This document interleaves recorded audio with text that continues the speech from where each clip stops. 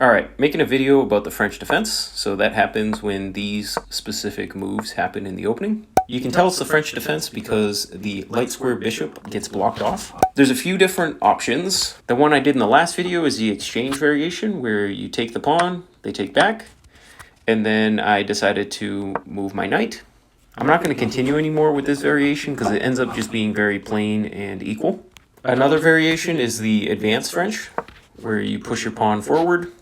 This one's complicated because the idea with the black pieces is that they will try to attack your pawn like this. So some common moves that you can see in this variation are going to be defend with the knight, then they can move their knight and continue to add pressure. Then you can add another defender by using this pawn. They'll probably try to move their queen this way to continue to add pressure onto your pawn. Essentially, the key to this variation is to defend your d-pawn. That said, I'm going to try to avoid this variation entirely. So what I'm proposing against the French defense is the knight d2. This is called the Tarrasch variation. So a few common moves are going to be knight. In this case, I like pushing the pawn. Another option is to push the pawn. In this case, we can defend with our knight. They might again continue with the queen trying to attack this pawn.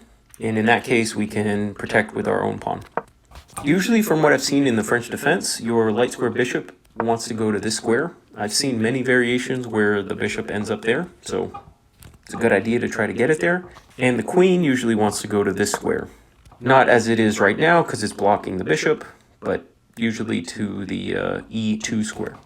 So that's it. I'm going to try to stick with the Tarrasch variation. And as I get more opportunities to try this out, I'll make more videos to try to add more moves. I hope this has been helpful. If you like the video, hit the like button and subscribe.